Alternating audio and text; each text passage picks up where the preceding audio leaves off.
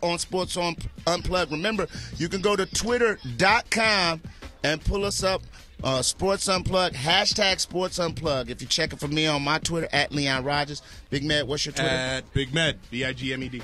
At Big Med, and hashtag Sports Unplugged. We will answer any question you have. Shout out to Sherm. Shout out to Sherm Radio, a.k.a. the weirdest producer I know, but a great guy. but weirdest but great. Great guy.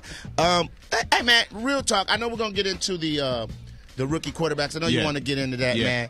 But I'm going to keep it real. I have to talk about Gabby Douglas. Yeah. Went on with her mom with Oprah, the Big O, talking to Oprah about her whole Olympic medal experience and how she felt discriminated. Sometimes even when she was out in Iowa training, some of the girls and other people made her feel bad about her, ethnicity. I'm sorry. Go ahead. She talked about the whole hair situation. Right. And her mom said, she kind of saw it coming. She said she did. She told Oprah, she said, I kind of saw that this was coming. I knew that somebody might say something. She said, we had stylists deal with her, but apparently that stylist wasn't good enough. So we got some more stylists in, and now since she's won the gold, she's going to be straight. Here's my issue that I had with the whole hair thing.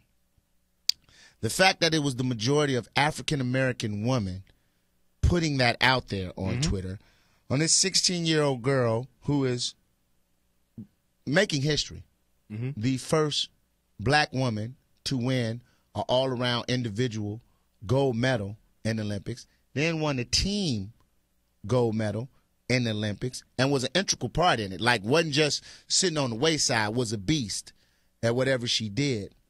For black women who sometimes complain, I'm probably going to catch a lot of flack about this, who complain about they get stereotyped, they get torn down, they get beaten down by black men, other men, or whatever.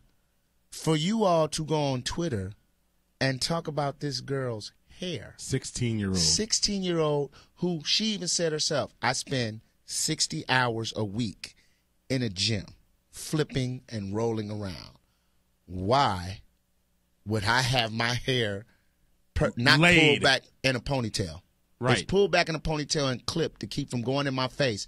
And the other girls on the team hair were done the same way. Question for you, Leon Rogers. Black woman with a perm starts sweating. What happens? It gets frizzy. And? Like you've been out in the rain. Okay. And it gets nappy or whatever you want to call it. But and you get talked about then, too. Exactly. So she wouldn't have won either way. I'm just saying. But none of you all are flipping in the Olympics on a world stage. Like, who thinks about being cute and I'm trying to get the Russian judge to give me a 10? And at the end of the day, she's won 2 gold medals and been on a cornflakes box. And some of you heifers ain't gonna move out your mama house before you're 30. And stuffing your face full of Frosted Flakes. She's already a part of American lore. When you talk Olympics, when you talk summer games and gymnastics, you have to mention her name. She's the first African-American woman. Say that again? First and only African-American woman to ever win the individual all-around gold medal. But what we were talking about, her hair. Unfreaking believable. And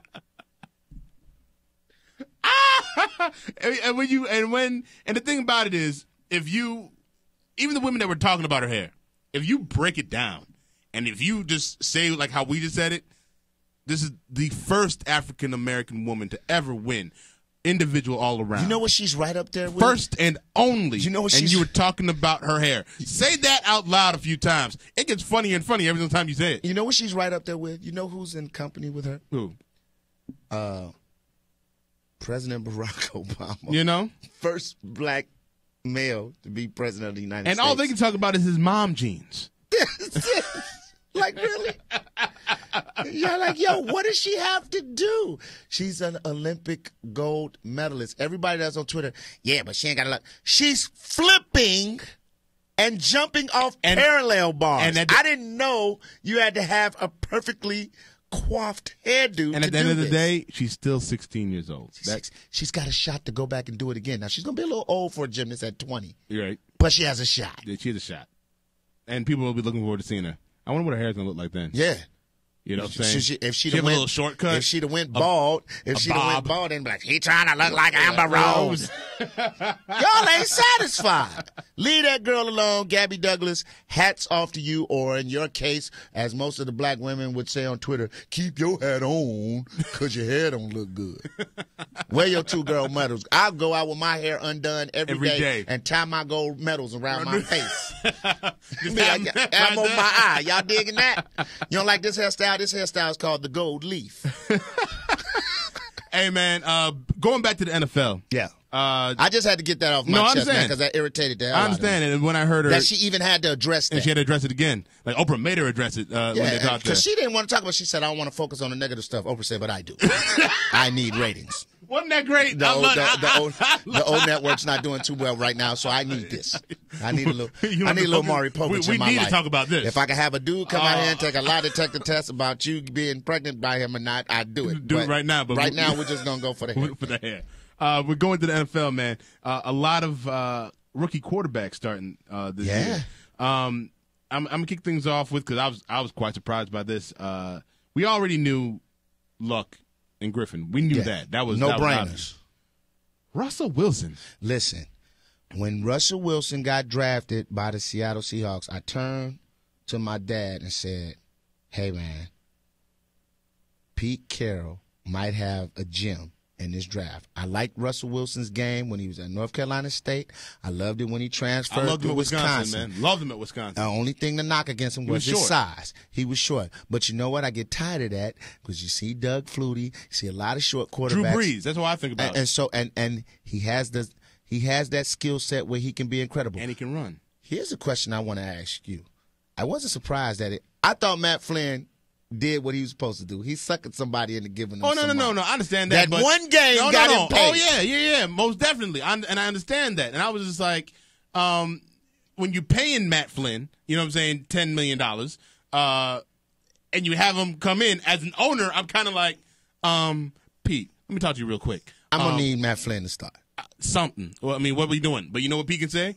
Well, you're only paying $600,000 for the starter, so you are. So you good. You good. You good. So you think about it. If you look at all the quarterbacks, he's not getting peanuts. You're still coming out. And we cheap. got Tavares Jackson out here. Yeah. Tavares is gone. So he's gone. You're good. We good, and we might be good for years to come. If he doesn't pan out, you spend $600,000.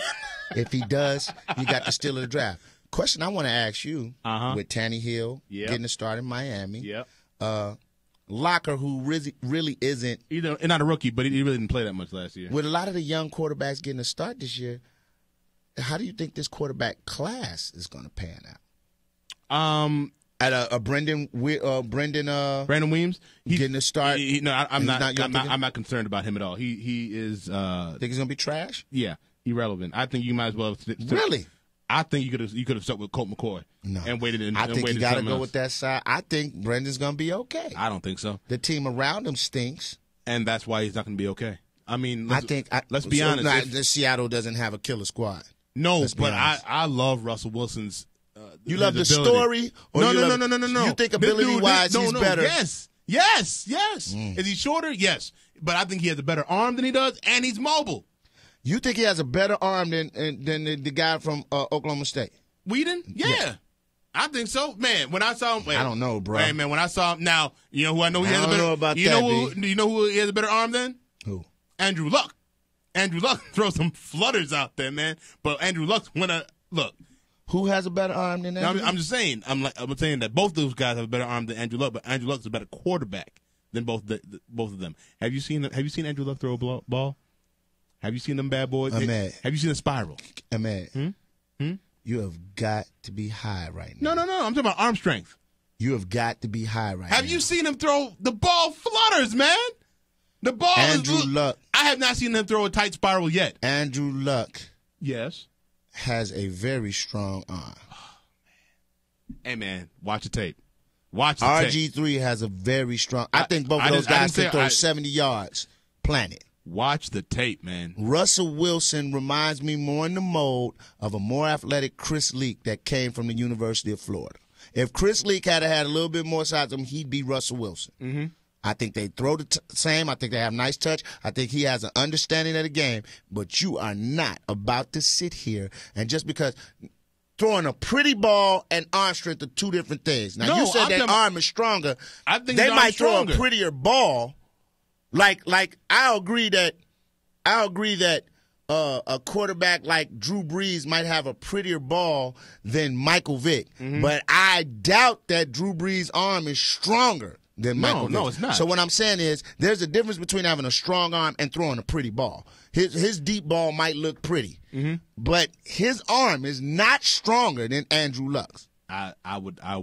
And I didn't know you did cocaine. That's why I do SK Energy drink. It's not illegal, and if you get tested for it, you will pass test. Because if a man gets tested right now, he won't be working for Sports Unplugged anymore. Watch. Who's your dealer? Watch Andrew Luck throw the ball. You're not gonna make me believe that, bro. I'm telling you, man. You're That's the only thing I don't like about Andrew Luck's game. And I don't think he throws a good ball sometimes. I don't think his arm strength is that great. I don't think so. You could say his mechanics or his technique. His mechanics are perfect. Well, if his mechanics and techniques are perfect, then how can he not have a good ball? His arm strength. I'm just saying his arm strength. Bro, he can make every throw I've seen football. I've seen him throw a couple out patterns where I'm like, they're going to jump that every time. He can make every throw. And listen, I was the staunchest supporter of RG3 saying, why can't RG3 be number one? Mm-hmm. I think him and Andrew Luck skill set wise the same, and I think RG3 gives you a little bit more because he can take off and run with it and glide down the field and be in the end zone in a matter of 3 seconds. But I love you, big dog. You're my man. We $50,000, dog. You've been over my house. You met my kids. You know what I'm saying? I trust you at home with my wife. Uh-huh. But you out your damn mind, brother. Just watch. I think you'll just watch. This is the same I want you to pay attention. That criticize me when I said Eli Manning might be better than Peyton. You looked at me like, see that look you giving me now? That's the same. Okay, hold on. Hold on. Eli Manning might be better than Peyton. You had to wait. You had to wait for Peyton to break his. You had to wait for Peyton Manning to break his neck to do that. No, I didn't. I said that before Peyton got hurt. After the first Super Bowl, I said, hey, we might be knocking on the door. Hey, big bruh, I'm here. Got them chips. And I was the reason we got them chips. MVP twice. Who get to carve the first slice of turkey at the Manning household table? We're going to ask the youngest brother that. Not Peyton anymore. Eli get to cut the turkey. Daddy sit back and say, Eli, you up 2-1, 2 MVPs.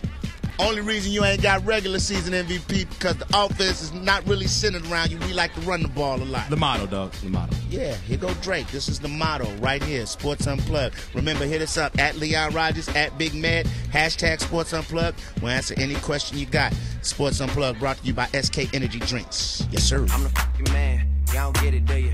Type of money, everybody acting like they knew you. Go uptown, New York City. Some Spanish girls love me like I'm out with Duda. Tell Uncle Luke I'm out in Miami too. Clubbing hard, fucking women, ain't much to do. Wrist playing, got a condo up on Biscayne, still